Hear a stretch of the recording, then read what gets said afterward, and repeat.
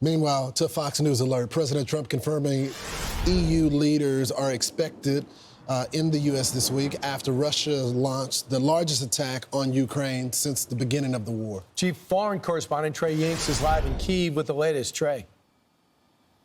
Yeah, hey guys, good morning. The war in Ukraine is approaching 1,300 days, and the Russians continue to launch major attacks here. Over the weekend, their largest attack took place with more than 800 drones and 13 missiles, killing at least 4 people. We arrived at one scene shortly after. Take a look. Rescue crews comb through the debris of a Ukrainian apartment building. Nearby, 65-year-old Valentina Medyuk waits in distress. Her son-in-law, Edward, is buried under the rubble. Except for that apartment, we had nothing, Valentina says. I hope that we'll find him alive. Over the weekend, Russia launched more than 800 drones into Ukraine in a single attack, paralyzing the capital of Kyiv. This was the largest drone attack launched by Russia into Ukraine since the invasion started in February of 2022. A number of other sites, including a key government building, were hit in this overnight attack as the Ukrainians brace for more Russian bombardment.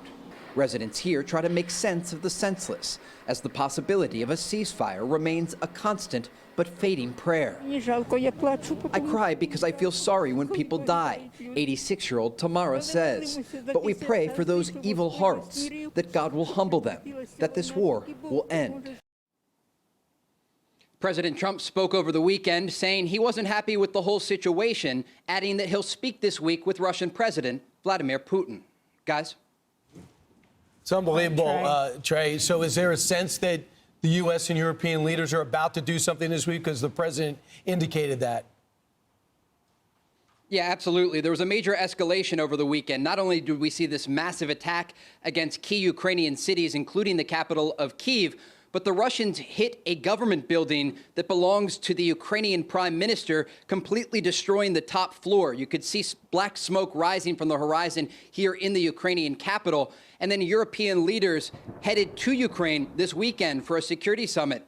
And so there's a lot of focus on this country and a real understanding that despite the fact that Russian President Putin indicated last month in Alaska he was open to a ceasefire, he continues these significant attacks against Ukraine, making the prospect of peace that much more difficult.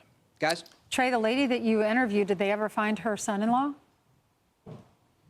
Unfortunately, they did. His body was recovered from beneath the rubble. And I think that strike gives you a sense of who's mostly affected by these Russian attacks. Also, in that apartment building, a young mother and her 2-month-old child were killed.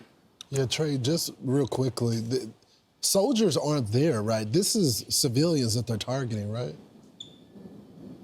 Absolutely. These are all civilian targets.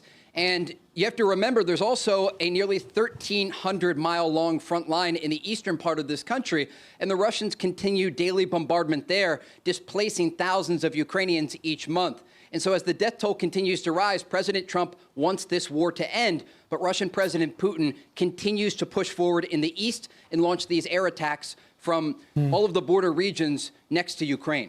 And they're also infiltrating in the Moldova elections.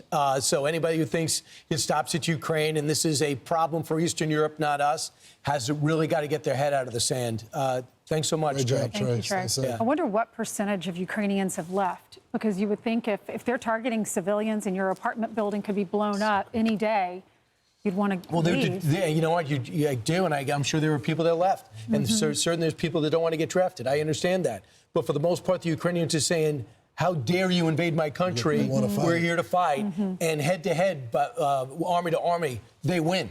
The problem is they have drone technology they took from the Iranians, took the patents, and are making it on their own. I think we're reaching the point of giving them offensive weapons. I mean, when you're just targeting civilians, you're blowing off the president when he wants to negotiate peace. Okay, then you got to give them the weapons then. And when you give them the weapons, you got to let them use them long range.